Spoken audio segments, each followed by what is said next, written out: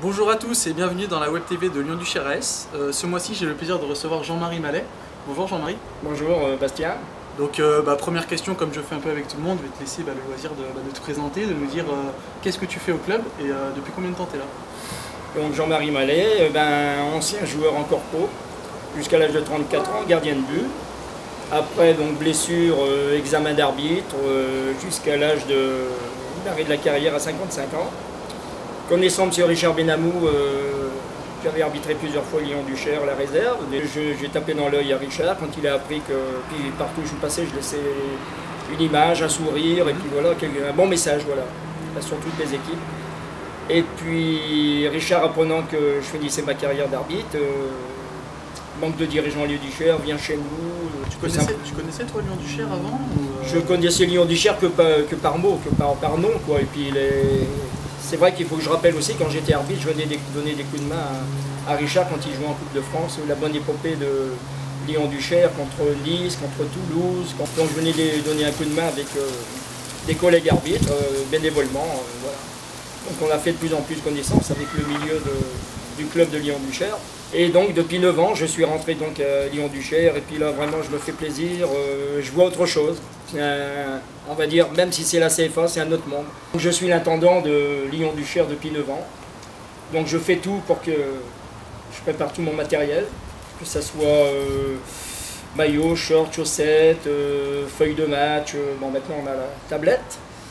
Et puis, donc les joueurs quand ils arrivent le samedi à 16 h. Donc tu es auprès de l'équipe CFA, je suis auprès de l'équipe Fagnon du club. L'équipe Fagnon du club CFA, voilà. C'est ce qu'il faut bien confirmer et dire. Donc les joueurs quand ils arrivent le samedi à 16 h, l'heure du rendez-vous, ils arrivent dans le vestiaire, tout est prêt. Comme chez les professionnels, voilà, c'est mon rôle, c'est mon dada, c'est ma passion. Voilà. Moi je veux qu'ils soient dans les meilleures conditions, qu'ils ne manquent de rien. C'est bien d'être dirigeant à Lyon-Duchère, c'est un bon club pour être Bien sûr, c'est un bon club qui a une renommée, qui a beaucoup travaillé en profondeur, parce que quand je suis arrivé, il y avait à peine une centaine de licenciés. Là, on est à près de 600. C'est là que je m'aperçois que c'est un club qui a un bon choix finalement. C'est donc je ne regrette pas de ce côté-là. Et puis, pour moi, c'est devenu aussi une famille Lyon-Duchère. J'ai vu l'évolution du quartier, il y a eu de belles choses qui ont été faites, surtout dans l'environnement de la Duchère. Et puis, l'équipe qui est maintenant atteint un bon niveau, qui est très bien en place cette année. Et du coup, tu as dû voir des saisons bonnes, moins bonnes? Ah, il y a eu des saisons bonnes et surtout la saison 2014-2015, c'est une saison qui meurt. La saison dernière? La saison dernière, voilà, le maintien, où on se maintient la dernière journée à Rodez en marquant par Jérémy Romani, notre arrière-gauche, qui marquait la 89e. Et là, il nous libère de toute une saison où vraiment on s'est fait du souci. Et puis ça aurait fait mal au cœur de descendre. On se retrouvait en CFA2. Surtout quand on est rien quand on est la CFA2, mais c'est pas le même niveau. Surtout quand on voit que cette saison ça marche bien. Tout à fait. Du coup, Coupe de France, toujours qualifié, ce week-end à Vaud. Cette saison, c'est le jour et la nuit. On a déjà gagné 2 matchs à l'extérieur. Deuxième du championnat. On est deuxième du championnat. On vient de faire une bonne série là, en une semaine. Pour toi, c'est quoi tu penses qu'elle peut arriver à faire quoi cette année, cette équipe? Elle peut arriver jusqu'à où?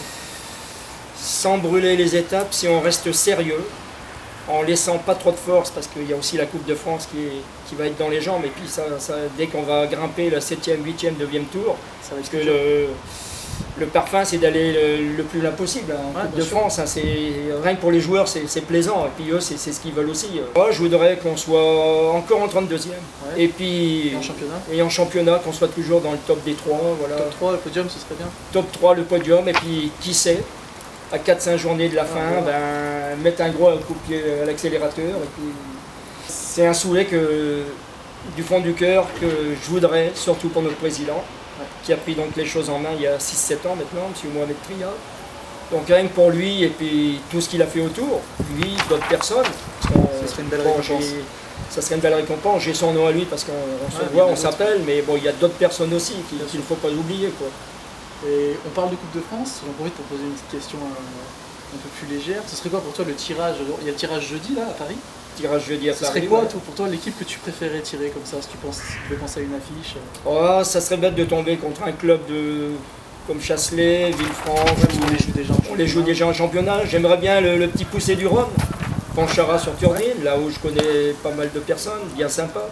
qui font les mêmes choses que moi d'ailleurs. Et puis c'est des gars qui ont été aussi joueurs et puis qui ont pris le club en main. Et ça serait plaisant, puis ça ferait une belle petite affiche.